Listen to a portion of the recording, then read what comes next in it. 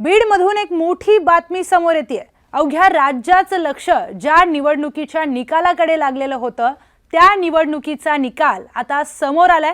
अनेकांच्या भुवया उंचावल्या तर अनेकांनी अशी प्रतिक्रिया दिली की हेच होणार होतं आणि हाच निकाल अपेक्षित होता। तर बीडमधील मस्साजोग गावाची ग्रामपंचायतीची पोटनिवडणूक होती। दिवंगत सरपंच संतोष देशमुख यांच्या मृत्यूनंतर ग्रामपंचायतीमध्ये पोटनिवडणूक झाली आणि त्या पोटनिवडणुकीसाठी दोन महत्त्वाचे उमेदवार उभे होते। पहिली म्हणजे दिवंगत संतोष देशमुख यांची बायको अश्विनी देशमुख आणि दुसरे उमेदवार होते स्वरूपानंद देशमुख। या दोघांमध्ये अटीतटीचा सामना झाला आणि निकाल आता सर्वांच्या समोर आलाय। या निकालामध्ये अश्विनी देशमुख यांचा पराभव झालाय आणि मस्साजोगच्या या पोटनिवडणुकीमध्ये स्वरूपानंद देशमुख हे विजयी झालेत। या विजयानंतर त्यांची पहिली प्रतिक्रिया समोर आली आहे। ते नेमकं काय म्हणाले पाहूयात। हा निकाल माझे वडील कैलासवासी विश्वनाथराव देशमुख आणि कैलासवासी संतोष देशमुख यांना मी या ठिकाणी हा समर्पित करतो। आणि ज्या माझ्या 72 मतदारांनी युवकांनी ज्यांच्यावर एवढा प्रचंड दबाव होता, पैशाचा दबाव होता, राजकीय दबाव होता, बाकीच्या विविध प्रकारचा दबाव त्यांनी आणण्याचा प्रयत्न केला, त्या कुठल्याही दबावाला बळी न पडता त्यांनी खंबीरपणे माझी साथ दिली आणि मला विजयी केलं। त्यांच्यासाठी माझा हा विजय आहे। मात्र आरोप प्रत्यारोप अनेक झाले। परळीच्या संदर्भात देखील काल घोषणेचा काही चर्चेचा विषय झाला होता। नेमकं काय ते होतं आणि आरोप प्रत्यारोप कसे केले? मी या अगोदर आपल्या माध्यमातून सांगितलं होतं, त्यांनी तो पुरावा 28च्या अगोदर द्यावा।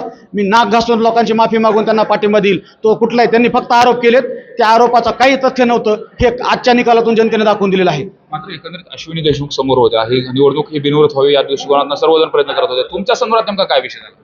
नाही, निवडणूक बिनविरोध हा त्यांच्या जवळची जी लाभार्थी टोळी 10-5 जण त्यांचा विश्वास होता। अश्विनीताईचं किंवा संतोष देशमुखचं माझं कुठल्याही प्रकारचं भांडण नव्हतं। त्यांची सुद्धा मनोमन इच्छा होती माझ्या विरोधात उभा राहायचं नाही, पण ज्यांना याच्या मागून राजकारण करायचं होतं त्यांनी ही निवडणूक गावावर लादली होती। मात्र यांनी आरोप करत असताना वेगवेगळे आरोप केले। काय नेमके आरोप होते आणि ते कशा पद्धतीने केले जातात? माझ्यावर खूप प्रकारचे आरोप केले त्यांनी। मला परळीहून पैसा आला, मला परळीच्या लोकांनी उभा केलं, अजून विविध प्रकारचे माझ्यावर आरोप केले, परंतु माझ्या 72 मतदारांनी दाखवून दिलं मला त्यांनी उभा केलं होतं आणि मला त्यांनीच विजयी करून दिले। मात्र आता कुठले विकासाचे मुद्दे असेल तसे प्रचाराच्या दरम्यान तो सुद्धा विकासाचे मुद्दे मांडत होते। मी आज बी या ठिकाणी सांगतो, विजय झाल्यावर बी मला गावातील शेतकऱ्यांच्या जलसिंचन विहिरीचा प्राधान्याने विषय मिटवायचा आहे। गायगोट्याचा विषय असेल, घरकुलाचा विषय असेल, पाणी पुरवठ्याचा प्रश्न असेल, शेतरस्ते असतील किंवा गावामध्ये अजून जे काही बारीक सारीक समस्या असतील त्या सोडवण्याचं मला या 18 महिन्यामध्ये काम करायचं। मात्र या निवडणुकीमध्ये निवडणूक झाली पण संतोष देशमुख हत्या प्रकरणामध्ये सर्व गाव एकान आलं होतं। ते न्यायालयीन लढा देखील लढली जात होती। आता इथून पुढे कशा पद्धतीने न्यायालयीन लढाई लढली जाईल आणि काय नेमकं सांगणार? या अगोदरही माझं गाव पूर्ण संतोष देशमुख कुटुंबियाच्या पाठीमागं होतं आणि आताही माझी भगिनी अश्विनीताई यांच्या पाठीमागं आम्ही त्यांच्या न्यायालयीन लढ्यामध्ये पूर्णपणे सहभागी आहोत। त्यात कुठलीही शंका घ्यायची नाही। न्यायालयीन लढा शेवटपर्यंत लढला जाईल। शेवटपर्यंत लढला जाईल। तुम्ही देखील काल घोषणा देत होता, नेमकं काय होतं त्या घोषणेच्या संदर्भ काय होतं? काल मतदानाला जाते वेळेस तिथल्या आमच्या विरोधकांनी सांगितलं की बाबा मतदारांना सांगत होते की परळीच्या माणसाला मतदान करू नका, गावातल्या माणसाला मतदान करा। आमचं असं म्हणणं होतं की आम्ही पण गावातलेच आहेत ना, मग परळीचे कोण गावातले कोण हा तुम्ही पण त्यांना प्रश्न विचारला पाहिजे की तुम्ही नेमकं परळीच्या माणसाला कुठल्या माणसाला मतदान करू नका म्हणालात, असं आमचं पण म्हणणं होतं की तुम्ही त्यांना विचारा। तुम्ही आता नेमका जे मसाजोगकरांनी निकाल दिलेला आहे, रिझल्ट दिलेला आहे, आता जी लढाई आहे संतोष देशमुख हत्या प्रकरणात ती कशा पद्धतीने असेल? जी लढाई चालू आहे सध्या, आम्ही त्या लढाईच्या पाठीमागे संतोष अण्णा देशमुख यांच्या कुटुंबाच्या पाठीमागे आमचं गाव आणि आमची ग्रामपंचायत आम्ही स्वतः निवडून आलेले सरपंच देशमुख आम्ही पूर्णपणे त्यांच्या पाठीमागे आहेत। आम्ही त्यांच्या सोबत राहूत आणि सोबत राहणार आहेत। तर मस्साजोगच्या लोकांनी विकासाला मतदान केलं अशी प्रतिक्रिया स्वरूपानंद देशमुख यांनी दिली आहे।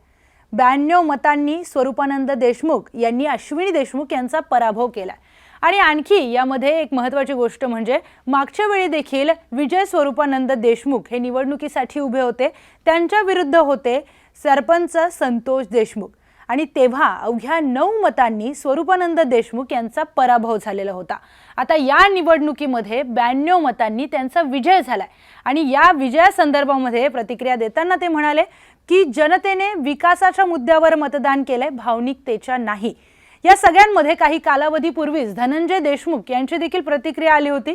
तेव्हा धनंजय देशमुख म्हणाले होते की ही निवडणूक माझ्यासाठी महत्त्वाची नाही, मात्र माझ्या भावाला न्याय मिळणं जास्त महत्त्वाचं आहे।